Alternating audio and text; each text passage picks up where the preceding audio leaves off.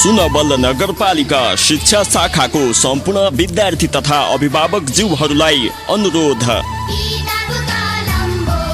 विश्वव्यापी महामारी कोभिड-19 को कारण सम्पूर्ण विद्यालय र अन्य क्षेत्रमा बन्दाबन्दी भई लामो समयसम्म बाल बालिकाको पठन पाठन ठप्प रहेको अवस्थामा बाल बालिकाको सिकाइलाई निरन्तरता दिन सुनवल नगरपालिका र रेडियो सन्देश 89.8 मेगाहर्ज तथा रेडियो सुनवल 90.7 मेगाहर्ज को संयुक्त सहकार्यमा यही असार 4 गते बिहिबारबाट सुनवल पाठशाला कार्यक्रम निम्न तालिका बमोजिम एफएम कक्षा सञ्चालन भइरहेको हुनाले सम्पूर्ण अभिभावक ज्यूहरूलाई आफ्ना बाल बालिकाहरूलाई उक्त समयमा सहभागी गराइदिन हुन हार्दिक अनुरोध गर्दछौं। रेडियो सुनवलमा पढाइ हुने समय कक्षा 3 को बिहान 9:30 देखि 10 बजेसम्म, कक्षा 4 को बिहान 10:05 देखि 10:40 सम्म, कक्षा 5 को बिहान 11:05 देखि 11:45 सम्म, कक्षा 6 को मध्याह्न 12:10 देखि 12:55 सम्म र कक्षा 1 को दिउँसो 1:10 देखि 1:40 सम्म। त्यस्तै रेडियो सन्देशमा कक्षा सञ्चालन हुने समय कक्षा 2 को बिहान 9:15 देखि 9:30 सम्म, कक्षा 10 को दिउँसो 2:10 देखि 2:55 सम्म, कक्षा 9 को दिउँसो 3:10 देखि 4 बजेसम्म, कक्षा 8 को दिउँसो 4:10 देखि 5 बजेसम्म र कक्षा 7 को साँझ 5:10 देखि 6 बजेसम्म। अनुरोधक सुनवल नगरपालिका शिक्षा शाखा।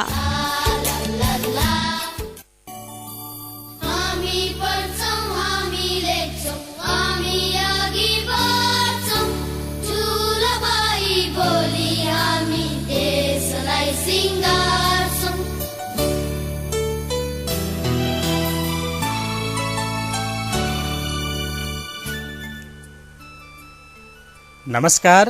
रेडियो सन्देश 89.8 मेगाहर्जको तरङ्गबाट प्रसारण हुने सुनवल पाठशाला कार्यक्रमको प्रतीक्षामा रहनुभएका सम्पूर्ण विद्यार्थी एवं श्रोताहरूमा म महाकवि देवकोटा माविमा अध्यापनरत नेपाली विषयको सिकाइ सहजकर्ता ध्रुवराज घिमिरे हार्दिक स्वागत गर्दछु।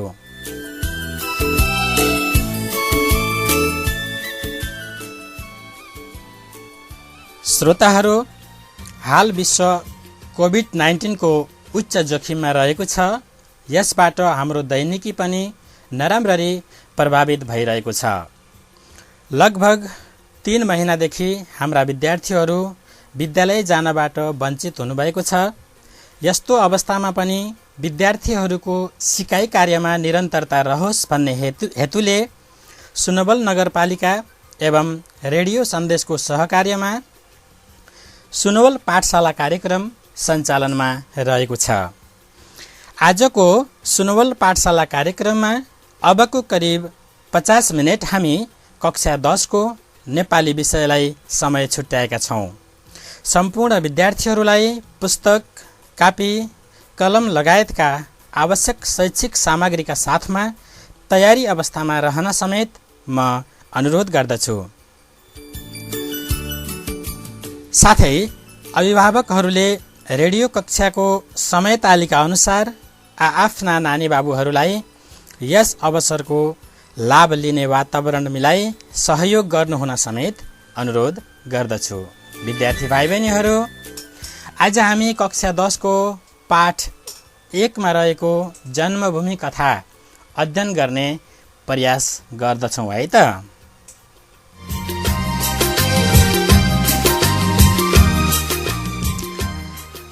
भाइ बहिनीहरू, अघिल्लो कक्षामा हामीहरूले कक्षा 10 मा रहेका विभिन्न पाठहरूलाई विधागत रूपमा वर्गीकरण गर्ने र प्रश्नपत्रको नमुनालाई अध्ययन गर्ने मौका पाएका थियौँ।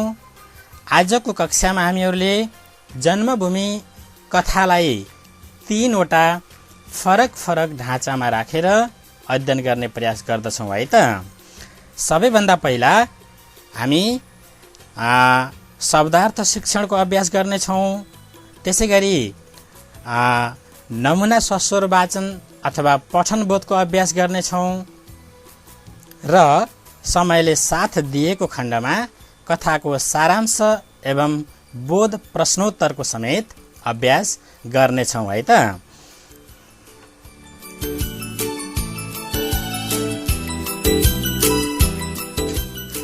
विद्यार्थी भाइ बहिनीहरू, आजको विषयवस्तुमा प्रवेश गर्नुभन्दा अगाडि म भाइ बहिनीहरूलाई दिएको गृह कार्यको स्मरण गराउन गइरहेको छु। पक्कै पनि तपाईहरूले आफ्नो गृह कार्यको काम पुरा गर्नुभएकै होला। आफ्नो गृह कार्य समेत अगाडि राखेर बस्नुहोस् त। ल ठिक छ। अब गृह कार्य हेर्नको निम्ति हामीसँग अहिले परिस्थिति नभए तापनि तपाईहरूले हरेक दिनका गृह कार्यहरूलाई व्यवस्थित गर्दै जानु होला है त। अघिल्लो कक्षाको गृह कार्यलाई म एउटा नमुना गृह कार्य म आफैले प्रस्तुत गरेर तपाईहरूको गृह कार्य सँगै राखेर तपाईले तुलना गरेर हेर्नुहुन्छ भन्ने उद्देश्यले एउटा गृह कार्यको नमुना यहाँ प्रस्तुत गर्न गइरहेको छु।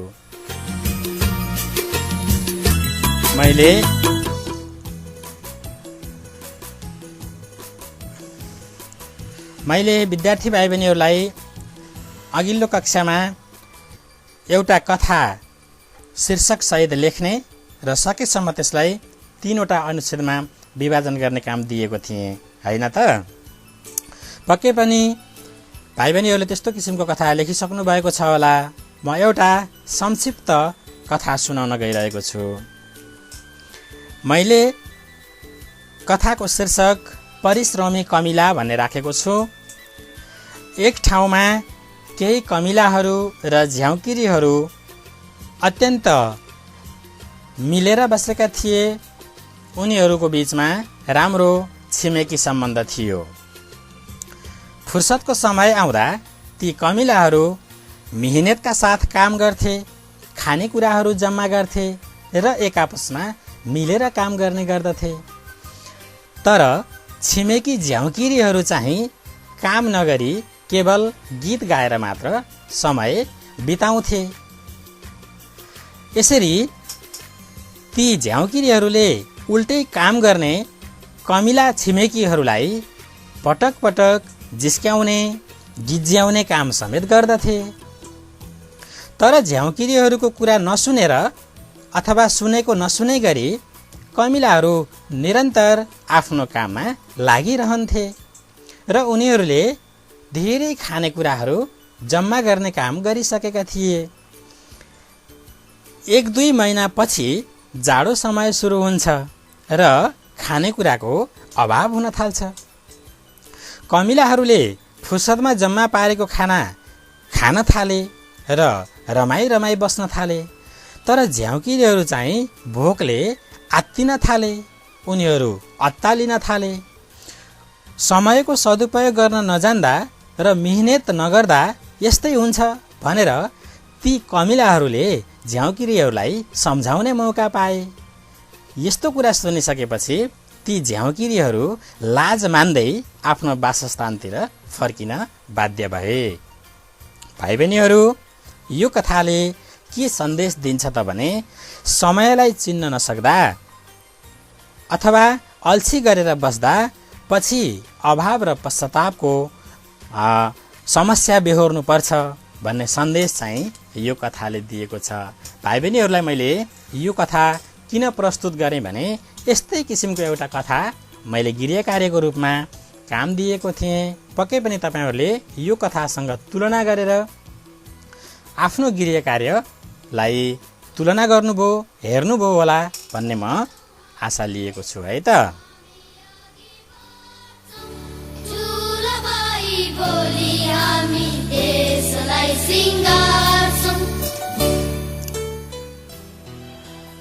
विद्यार्थी भाइ बहिनीहरू, अब हामी आजको कक्षा सुरु गर्न गइरहेका छौँ। आजको कक्षालाई हामीले 3वटा ससाना खण्डमा बाँडेर अध्ययन गर्नेछौँ। पहिलो खण्डमा हामीहरू पाठ 1 जन्मभूमि कथाको शब्दार्थ बोध गर्ने, शब्दको अर्थ बुझ्ने काम गर्छौँ। त्यसै गरी हामीले दोस्रो खण्डमा पठन बोध जसलाई सस्वर वाचन पनि भन्छौँ यसको अभ्यास गर्छौँ। मैले नमुनाको रूपमा केही पठन बोध गरेर विद्यार्थीहरूलाई सुनाउने छु र बाँकी तपाईँहरूले त्यसै गरी अभ्यास गर्नुहुनेछ भने तेस्रो खण्डमा हामीले बोध प्रश्नोत्तरको लागि पनि केही समय छुट्याउनेछौँ है त। ल अब चाहिँ हामीले आजको कक्षालाई शब्दार्थ शिक्षण अथवा शब्दको अर्थ बुझ्ने कामबाट सुरुवात गर्दछौँ है त। भाइ बहिनीहरू, तपाईहरुसँग पुस्तक अगाडि छ भने हरेक पेजको तलपट्टि दिएका शब्दको अर्थ एकचोटि हेर्नुहोस् त। पक्कै पनि हामीले शब्दको अर्थ बुझेनौँ भने कथा बुझ्न सक्दैनौँ। कथा बुझ्न सकेनौँ भने हामीले कथाको विचार के हो, कथाले भन्न खोजेको कुरा के हो, कथाको मुख्य सन्देश के हो, यसको बारेमा हामीहरू अनभिज्ञ हुन्छौँ। जब यी कुराहरूको बारेमा हामी अनभिज्ञ हुन्छौँ हामीले पक्कै पनि सोचे जस्तो उत्तर लेख्न सक्दैनौँ। अर्कातिर अघिल्लो कक्षामा मैले भाइ बहिनीहरूलाई भनेको थिएँ प्रश्न नम्बर 1 मा हामीलाई शब्दको अर्थबाट प्रश्न सोध्ने हुनाले हामी 16 वटा पाठका हरेक शब्दलाई गहिराइमा पुगेर बुझ्ने काम गर्यौँ भने, तिनीहरूलाई वाक्यमा प्रयोग गरेर हेर्ने काम गर्यौँ भने हाम्रो परीक्षाको तयारी पनि हुँदै जानेछ। त्यसकारण सबैजनाले आफ्नो पुस्तकमा हेरेर ध्यान दिनुस् है त। शब्दार्थमा त्यहाँ केही शब्दहरू दिएको छ, मैले ती शब्दहरूलाई उच्चारण गर्दैछु। सबैभन्दा पहिला छ बानर फौज। जन्मभूमि कथाको एउटा शब्द बानर फौज देख्नुभयो होला। यसलाई चाहिँ तल शब्दार्थमा दिएको छैन, मैले अनुच्छेदबाट खोजेको छु। के होला यसको अर्थ अनुमान गर्नुस् त। पक्कै पनि बानर भनेको बाँदर हो, फौज भनेको हुल हो। यसको अर्थ हुन्छ बाँदरको हुल। त्यसैगरी अर्को छ प्रहर शब्द छ प्रहर। के होला यसको अर्थ अनुमान लगाउनुस् त। प्रहर भनेको समय याम। अझै यसलाई गहिराइमा पुगेर बुझ्नुहुन्छ भने 3 घण्टाको समय अथवा 3 घण्टाको समयावधिलाई प्रहर भनिन्छ। बिहानी प्रहर, साँझको प्रहर, दिवा प्रहर, यसरी चाहिँ यो शब्द प्रयोगमा आइरहेको हुन्छ। यसलाई ध्यान दिनु होला। त्यसैगरी अर्को शब्दतिर लाग्छौँ। अर्को शब्द छ भाइ बहिनीहरू स्वजन। म फेरि उच्चारण गर्छु, ध्यान दिनुहोस्। स्वजन यसको अर्थ हुन्छ आफ्नै परिवारभित्रका सदस्यहरू अथवा आफन्तहरू। स्वजनको अर्थ आफन्त वा आफ्नै परिवारका सदस्यहरू। त्यसैगरी अर्को छ अहङ्कार, जसको अर्थ हुन्छ घमण्ड। त्यसैगरी अर्को एउटा अर्थ म बताउँछु, अहङ्कारको सेखी। त्यसैगरी अर्को शब्द छ हडप्ने। ध्यान दिनुहोस् है, शब्दार्थमा दिएका शब्दहरू म बताउँदैछु। हडप्ने यो शब्दलाई फेरि ध्यान दिनुहोस्। हडप्ने काम यसको अर्थ हुन्छ अरूको धनमाल, अरूको धन सम्पत्ति स्वीकृति बिना जबरजस्त लिने काम। अरूको धन सम्पत्ति जबरजस्त लिने काम, जबरजस्त आफ्नो बनाउने काम। त्यसैगरी अर्को शब्दतिर लागौँ है त। अर्को शब्द छ दुर्दशा। यसको अर्थ हुन्छ के होला अनुमान गर्नुस् त। मेरो त दुर्दशा नै भयो भनिन्छ नि, खराब हालत हुनु, हालत बिग्रनु अथवा आपद विपदको अवस्था। दुर्दशाको अर्थ हुन्छ खराब हालत अथवा आपद विपदको अवस्था। अर्को महत्त्वपूर्ण शब्दमा पुगेका छौँ अपहरण। यसको अर्थ हुन्छ कुनै वस्तु व्यक्तिलाई अनुमति बिना उठाएर लैजाने काम। कुनै व्यक्तिलाई नसोधिकन उसलाई चाहिँ त्यहाँबाट कसैले लिएर गयो, थाहै छैन कसैलाई भने त्यस्तो अवस्थामा अपहरण गरेको, अपहरणको शैलीमा यस्तो काम गरेको भनेर भन्ने गरिन्छ नि। अपहरण भनेको कुनै वस्तु व्यक्ति आदिलाई अनुमति बिना उठाएर लैजाने काम। त्यसैगरी अर्को शब्दमा लागौँ सर्वाधिक छ। सबैभन्दा बढी, एकदम चलन चल्तीको शब्द हो सर्वाधिक। यसको अर्थ हुन्छ सबैभन्दा बढी, सबैभन्दा धेरै। त्यसैगरी अर्को शब्द छ चान्चुने। यसको अर्थ हुन्छ सानोतिनो, चान्चुने काम मलाई गर्न मन लाग्दैन, यस्तोमा चाहिँ प्रयोग भइरहेको हुन्छ। वाक्यमा प्रयोग गरेर हेर्दा चान्चुने यसको अर्थ सानोतिनो, झिनो मसिनो। त्यसै गरी अर्को शब्द छ परास्त। परास्त पराजित भएको, हारेको, हारेको अथवा पराजित भएको, परास्त भन्ने शब्दको अर्थ यो हुन्छ। त्यसै गरी अर्को शब्दमा जाउँ ताजा, जसको अर्थ हुन्छ बासी नभएको, आलो, आलोको विपरीतार्थी शब्द ताजा। त्यसै गरी अर्को छ स्मृति। स्मृति उच्चारणमा ध्यान दिनु होला, यसको स्मृति लेखन रस्व हुन्छ, तको सम्झना एवं हेक्का, स्मृति भनेको सम्झना वा हेक्का। त्यसै गरी अर्को शब्द छ नित्य कर्म। नित्य कर्मको अर्थ अनुमान गर्नुहोस्, हरेक दिन गरिने कार्य, प्रत्येक दिने गरिने कार्य, दिनहुँ गरिने, निरन्तर गरिने कार्य नै नित्य कर्म हुन्। त्यसै गरी अर्को शब्द छ कुलद्रोही। यसको अर्थ हुन्छ कुलको कुभलो गर्ने व्यक्ति। त्यसै गरी अर्को छ पक्षपाती, कुनै एक पक्षमा लाग्ने, कसैको पक्ष लिनेलाई भनिन्छ पक्षपाती। त्यसै गरी त्यहाँ अनुच्छेदभित्र रहेका तल शब्दार्थमा नदिएका केही शब्दहरू पनि म भाइ बहिनीहरूलाई बताउन गइरहेको छु, ध्यान दिनुहोला। चहारेको भन्ने शब्द छ, तर शब्दार्थ खण्डमा त्यसलाई दिएको छैन, हेर्नुहोस् है। चहारेको, बनबनै चहारेको भन्ने सन्दर्भमा पाठमा दिएको छ। यसको अर्थ हुन्छ घुम्ने काम, डुल्ने काम, चहार्नु। चहारेको भन्ने शब्दको अर्थ घुम्ने काम अथवा डुल्ने काम हुन्छ है त। त्यसै गरी त्यस्तै अर्को शब्द छ अपार। पार पाइ नसक्नु, धेरै, अपार माया ममता भन्ने ठाउँमा प्रयोग हुन सक्छ। पार पाइ नसक्नु अथवा धेरै यसको अर्थ हुन्छ। त्यसै गरी पराई अर्को शब्द छ, शब्दार्थ खण्डमा नभएको। यसको अर्थ के होला अनुमान गर्नुहोस्, पराई। पक्कै पनि अनुमान गर्नुभयो होला। यसको अर्थ चाहिँ आफन्त बाहेक, आफन्त बाहेक, अपरिचित व्यक्ति पनि भन्न सकिन्छ यसलाई। आफन्त बाहेकका अपरिचित व्यक्ति हुन्। त्यस पछाडि योग्य भन्ने शब्द छ, शब्दार्थ खण्डमै दिएको, हेर्नुहोस् त।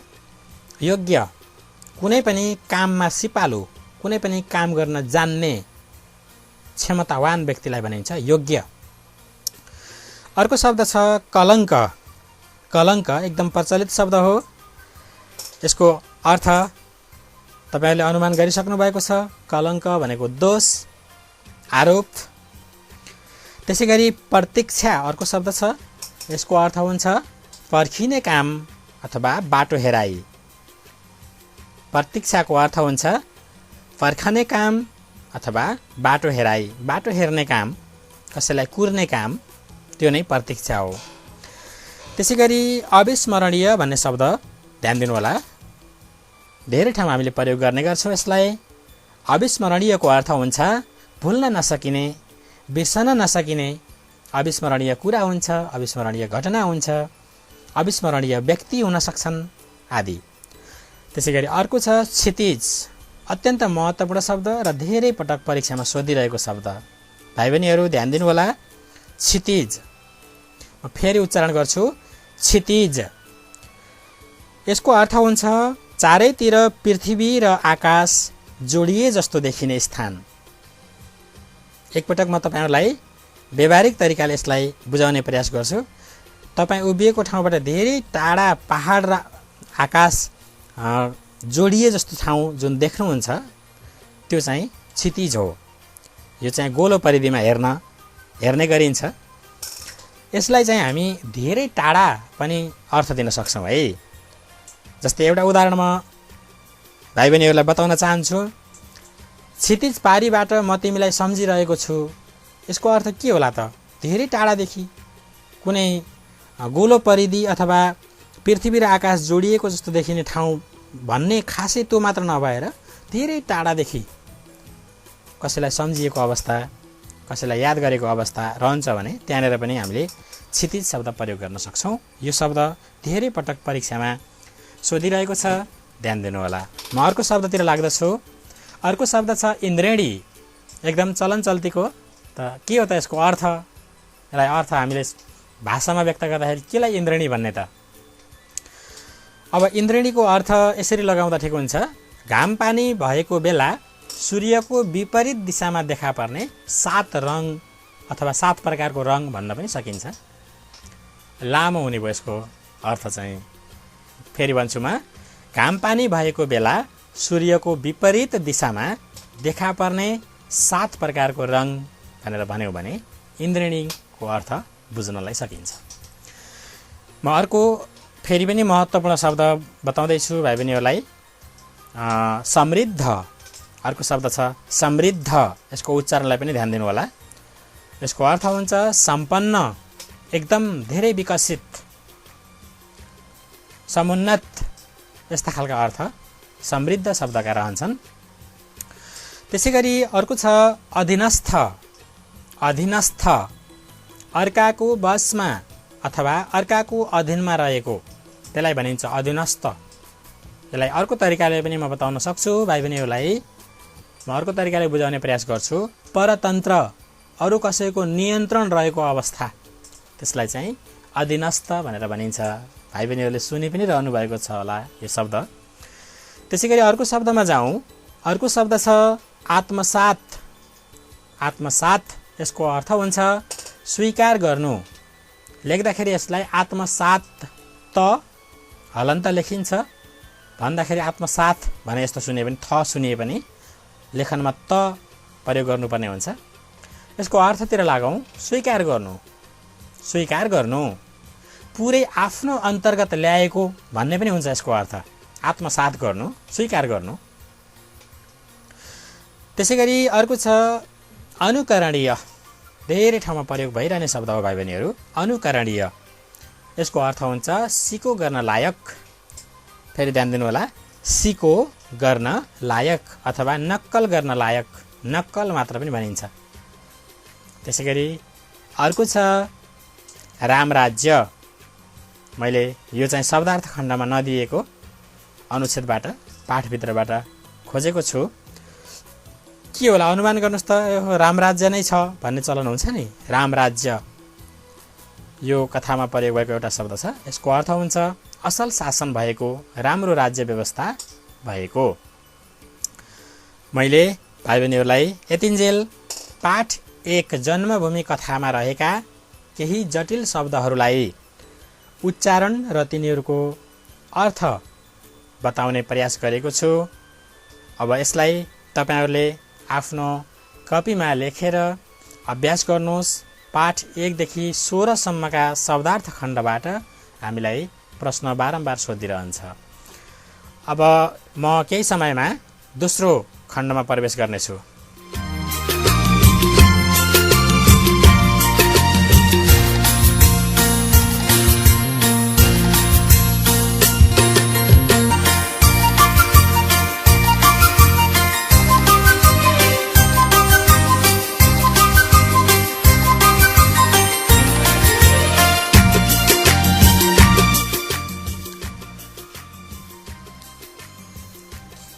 भाइ बहिनीहरू, अब हामी आजको कक्षाको पहिलो खण्डलाई यही समाप्त गर्छौँ।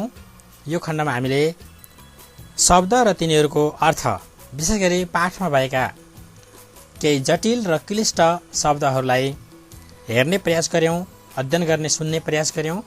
अब हामी दोस्रो खण्डमा प्रवेश गरौँ है त। दोस्रो खण्डमा आजको कक्षामा हामीले पाठ 1 लाई सस्वर वाचन गर्ने तरिका म तपाईहरूलाई सिकाउन गइरहेको छु। त्यसैले पठन बोधको अभ्यास गर्छौँ र यसको सारांश पनि म तपाईहरूलाई बताउने छु। त्यो सारांशलाई हामीले ख्याल गरिसकेपछि यो पाठबाट सोध्ने बोध प्रश्नोत्तरलाई, विवेचनात्मक उत्तरलाई र सप्रसङ्ग व्याख्याको प्रश्नलाई हामीलाई पक्कै पनि सहयोग पुग्छ भन्ने आशा मैले लिएको छु। भाइ बहिनीहरू, अब सस्वर वाचन के हो, यो कसरी गरिन्छ, यसको बारेमा मैले थोरै जानकारी गराएर केही अनुच्छेदहरूलाई नमुना सस्वर वाचनको रूपमा प्रस्तुत गर्नेछु है त। आउनुहोस्, सबैभन्दा पहिला सस्वर वाचन गर्ने तरिका के हुन्, कसरी हामीले सस्वर वाचनलाई प्रभावकारी बनाउन सक्छौँ त, त्यसतर्फ लागौँ है त। सबैभन्दा पहिला हामीले स्पष्ट आवाजमा पढ्नुपर्छ। कुनै पनि पाठ हामीलाई पढ्नको निम्ति त्यो पाठ छ भने त्यसलाई स्पष्ट रूपमा बुझिने तरिकाले पढ्ने भनेको आफूले मात्र नभएर अरूलाई सुनाउने तरिकाले यसलाई प्रयोग गर्नुपर्ने हुन्छ। यस सन्दर्भमा थोरै ख्याल गर्नुपर्ने कुरालाई म संक्षेपमा बताउन गइरहेको छु है त। सबैभन्दा पहिला हामीले पठन बोधमा सस्वर वाचनमा लेख्य चिन्हहरू तपाईहरुले पढ्नु भएको छ व्याकरणतिर, जस्तै पूर्णविराम, अर्धविराम, अल्पविराम, विस्मयादिबोधक चिन्ह, प्रश्नवाचक चिन्ह आदि चिन्हहरू हामीले हरेक पाठमा ठाउँ ठाउँमा प्रयोग भएका पाउँछौँ। ती चिन्हहरूलाई हामीले हेक्का राखेर पढेनौँ भने सस्वर वाचन राम्रो हुँदैन भाइ बहिनीहरू। तसर्थ जहिलेसुकै हाम्रो पठनलाई प्रभावकारी बनाउनको निम्ति लेख्य चिन्हहरूलाई निकै ध्यान दिनुपर्ने हुन्छ। म यसको बारेमा अत्यन्त संक्षेपमा मात्र बताउँदैछु आजको कक्षामा। सबैभन्दा पहिला अल्पविराम हामीले कमा भनेर धेरैले यसलाई बुझ्ने गर्छौँ। यो चाहिँ शब्दको बिचमा रहन सक्छ, थोरै बेर अडिएर हामीले अर्को शब्दतिर अथवा अगाडिको विषयवस्तुलाई पढ्नुपर्छ। त्यसैगरी दोस्रो अर्धविरामलाई ख्याल गर्नुपर्छ। अल्पविराममा रोकिने समयभन्दा केही बढी समय रोकिएर हामीले पढ्नुपर्ने हुन्छ। यी दुईटा चिन्हको प्रयोग भयो। अब तेस्रो चिन्हतिर जाउँ। तेस्रो चिन्हको रूपमा रहेको छ पूर्णविराम। अब यो पूर्णविरामको प्रयोग चाहिँ एउटा वाक्य समापन भइसकेपछि, एउटा वाक्य पुरा भइसकेपछि हामीले पूर्णविराम पाउँछौँ।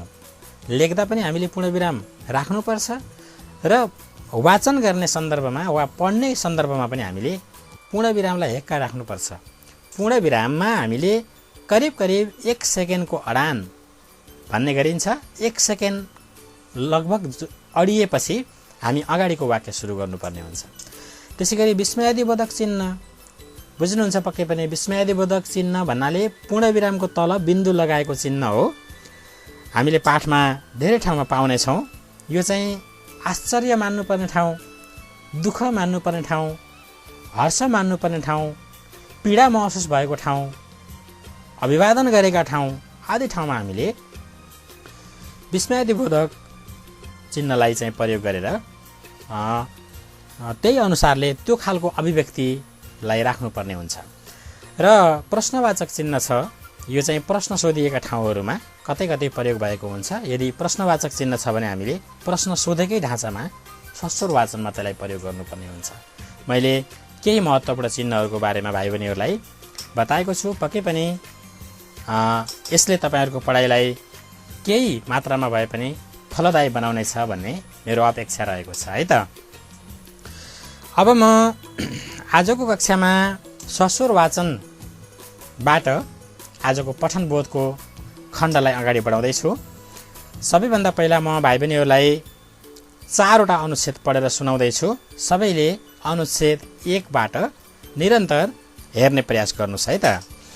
र शब्दहरू जुन शब्द तपाईँलाई जटिल लाग्छन्, जुन उच्चारण तपाईँलाई त्यो उच्चारणमा अलमल हुनुहुन्छ, ती शब्दहरूमा तलबाट धर्को दिएर सङ्केत पनि गर्नुहोस् है त।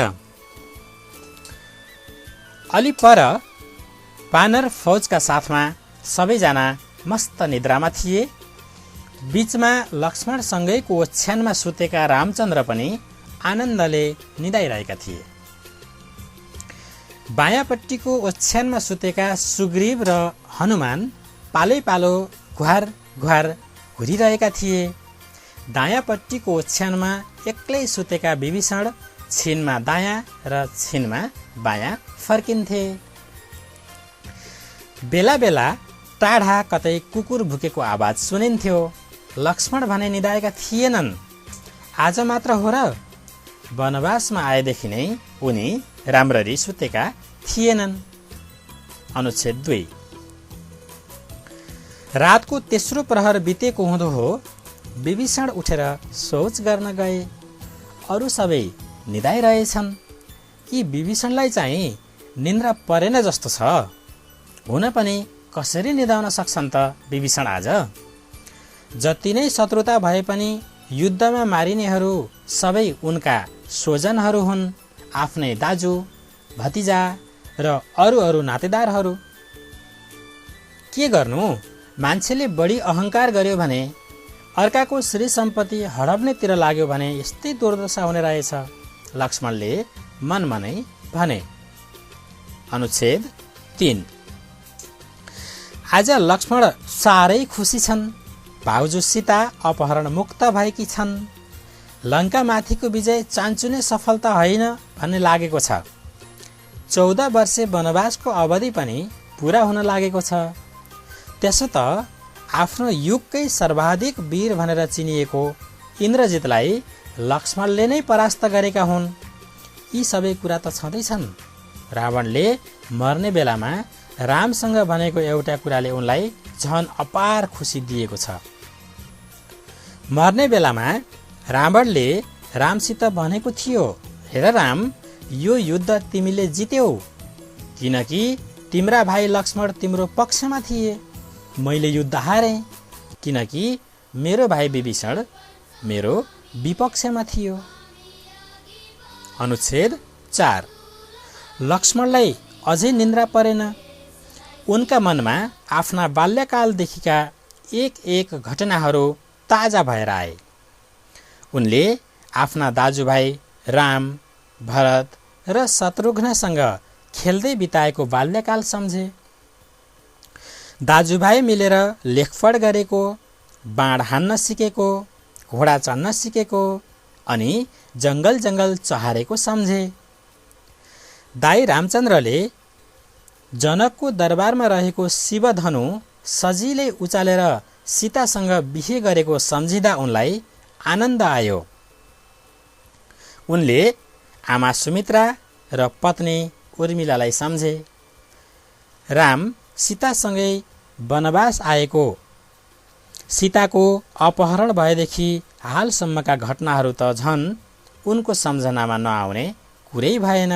यसरी लक्ष्मण आफ्नै विगतका स्मृतिमा हराइरहेका थिए।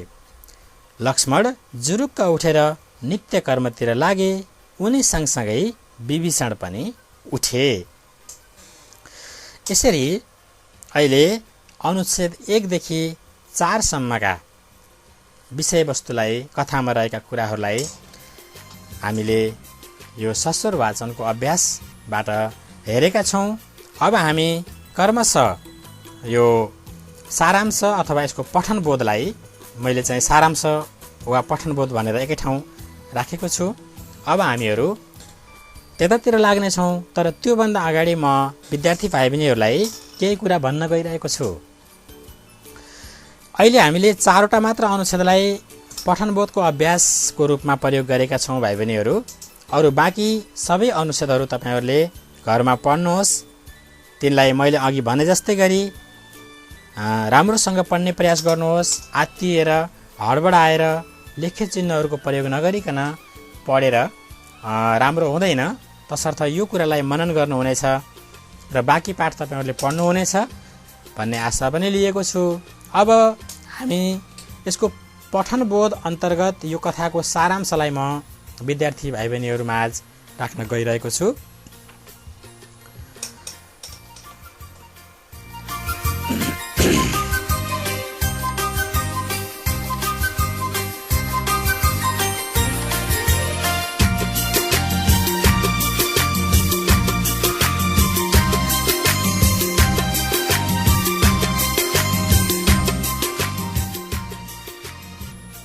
भाइ बहिनीहरू, अब हामी यस कथाको सारांशतिर प्रवेश गर्दैछौँ है त।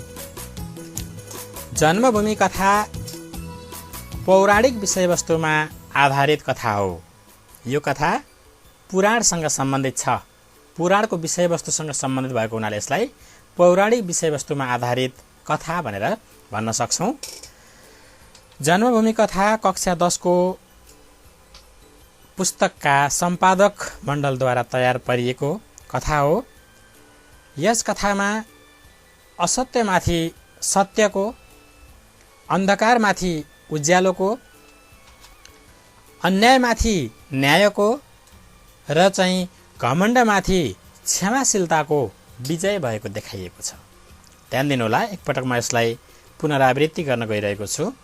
यस कथामा असत्यमाथि सत्यको अथवा यसलाई अन्यायमाथि न्यायको भन्न पनि सकिन्छ, अन्धकारमाथि उज्यालोको, त्यसैगरी अन्यायमाथि न्यायको र घमण्डमाथि क्षमाशीलताको विजय भएको देखाइएको छ। पुराणसँग सम्बन्धित चर्चित ग्रन्थको नाम हो रामायण। तपाईँ हामी सबैले सुनेका छौँ रामायण, अत्यन्त महत्त्वपूर्ण ग्रन्थ। रामायणका रचयिता संस्कृतका महाकवि वाल्मीकि हुन्। संस्कृतका महाकवि वाल्मीकिले रचना गरेको रामायणमा विभिन्न काण्डहरू रहेका छन्। काण्डको मतलब भागहरू, खण्डहरू। तिनै विविध खण्डहरूमध्ये सुन्दर काण्डमा आधारित यस कथाका प्रमुख पात्र रामचन्द्र हुन्। यस कथाका प्रमुख पात्र रामचन्द्र हुन्।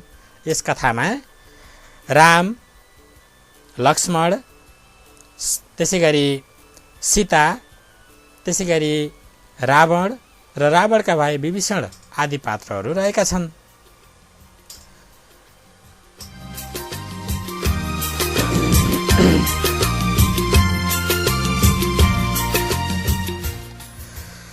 राम, सीता र लक्ष्मण आफ्ना पारिवारिक कारणले वनवासमा जानुपर्ने परिस्थिति बन्यो। उनीहरू वनवासमा रहँदा 14 वर्षको वनवासको अवधिमा त्यहाँ एउटा जघन्य अपराध हुन पुग्यो। खास गरी धन सम्पत्ति र अहङ्कारले भरिएको दुष्ट चरित्र रावणले सीताजीलाई अपहरण गरेको घटना रामायणमा वर्णन गरिएको छ। भाइ बहिनीहरू, सीताजीको अपहरण भए पश्चात राम, लक्ष्मण र रावणका बीचमा घमासान युद्ध हुन पुग्यो। राम लक्ष्मण एउटा पक्षबाट लडे भने रावण अर्को पक्षबाट लडे। रावणले अन्याय गरे, उनले असत काम गरे, धर्म विपरीत काम गरे, घमण्डका साथ उनी अगाडि बढे र त्यसको विरुद्धमा रामले लडाईँ लड्नु पर्यो। यो लडाईँमा रावणको घमण्ड, रावणको स्वार्थीपना एवं परस्त्री गमन जस्ता नराम्रा आचरण, अन्यायपूर्ण व्यवहारहरूले गर्दा यो लडाईँ हुन पुगेको हो। तसर्थ रावणका सहोदर भाइ विभीषण समेत यस युद्धमा आफ्ना दाजु रावणको पक्षमा लाग्दैनन्। फेरि ध्यान दिनुहोला, यो युद्धमा रावणका आफ्नै सहोदर भाइ विभीषण आफ्ना दाजु रावणको पक्षमा लाग्दैनन्, बरु उनी सत्य, न्याय र आदर्श पात्र रामको पक्षमा लाग्दछन् र आफ्नै दाजु रावणको विरुद्ध लडाईँ गर्दछन्। यो लडाईँमा रावणको पराजय हुन्छ। रावणले युद्ध हार्छन्। युद्ध हार्ने मात्र होइन, यो युद्धमा रावणको मृत्यु समेत हुन्छ।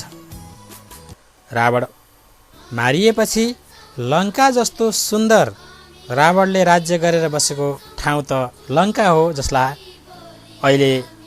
अहिलेको वर्तमान समयमा श्रीलङ्का भनेर पनि चिन्ने गरिन्छ। लङ्का जस्तो सुन्दर र सम्पन्न राज्यको राजकाज अब कसले सञ्चालन गर्ने? रावणको त मृत्यु भइसक्यो, अब त्यहाँ कसले राज्य गर्ने त भन्ने बारेमा गरिएको कुराकानी यो कथामा समेटिएको छ। भाइ बहिनीहरू, मैले अहिलेसम्म बताएको कुरा केही पृष्ठभूमिको रूपमा हामीले बुझ्यौँ भने कथालाई बुझ्न बढी सजिलो हुनेछ।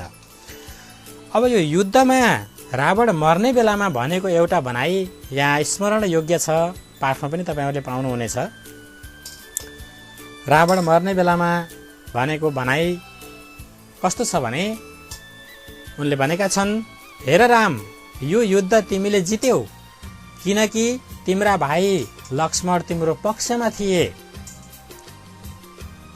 मैले युद्ध हारेँ किनकि मेरो भाइ विभीषण मेरो विपक्षमा थियो।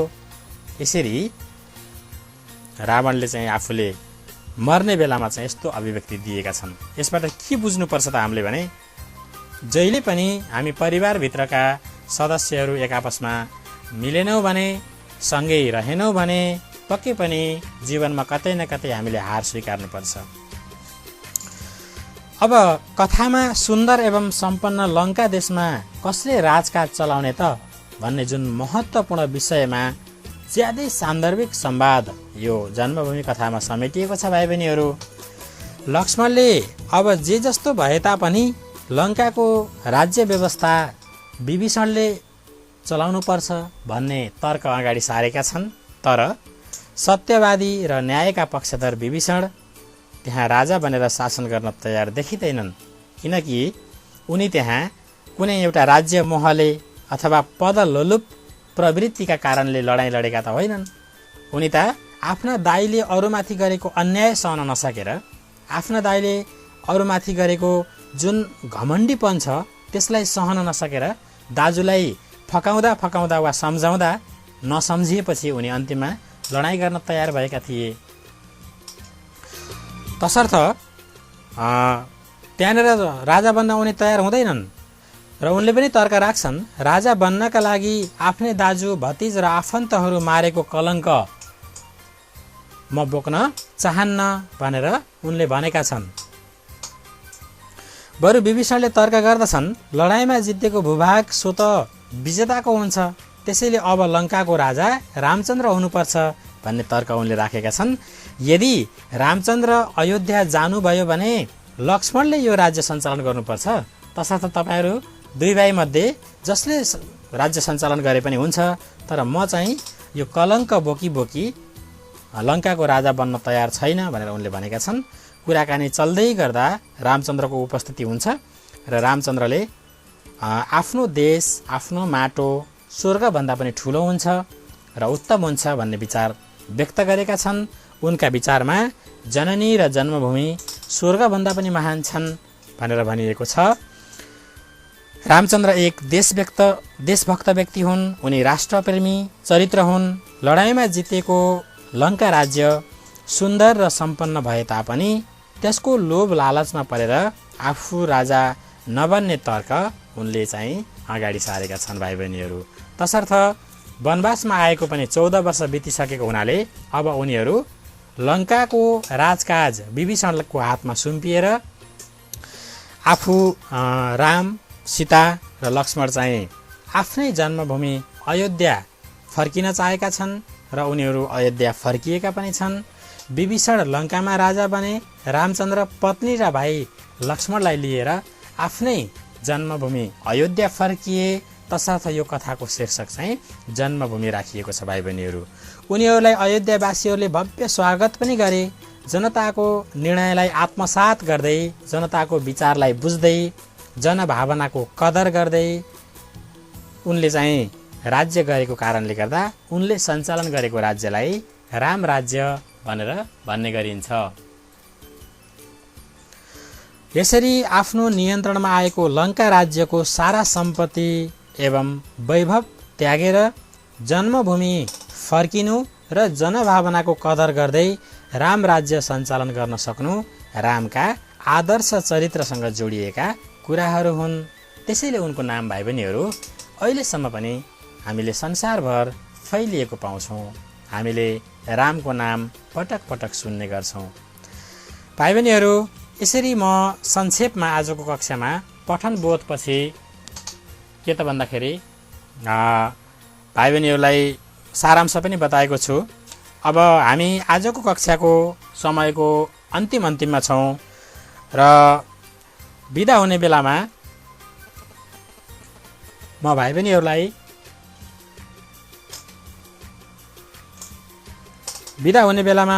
बहिनीहरूलाई केही बोध प्रश्नोत्तरहरूतिर थोरै प्रवेश गराउँदैछु। भाइ बहिनीहरू, म थोरै तपाईँहरूलाई गृह कार्य दिँदैछु। बोध प्रश्नोत्तरलाई अर्को दिन हामी छलफल गरौँला। खास गरी यो कथा सुनिसकेपछि यो कथाको बोध र यसको चाहिँ के अरे सारांशको कुरा गरिसकेपछि तपाईँहरूले प्रश्न नम्बर 11 को बोध प्रश्नोत्तरको अभ्यास गर्नुहोला र प्रश्न नम्बर 16 को विवेचनात्मक उत्तरको एउटा अभ्यास यो सारांशलाई आधार बनाएर गर्नुहोला। अरू व्याकरण खण्ड पनि हेर्दै गर्नुहोला। कार्यक्रम अवधिभर रहनुभयो। सम्पूर्ण श्रोता एवं विद्यार्थीहरूलाई धन्यवाद। प्रतिक्रियाको लागि रेडियो सन्देशको फेसबुक मार्फत सम्झन सक्नुहुन्छ र मेरो आफ्नै मोबाइल नम्बरमा पनि तपाईँहरूले सम्पर्क गर्न सक्नुहुन्छ। मोबाइल नम्बर रहेको छ 98570 57 327। सुनवल पाठशाला कार्यक्रमबाट म बिदा चाहन्छु। नमस्कार।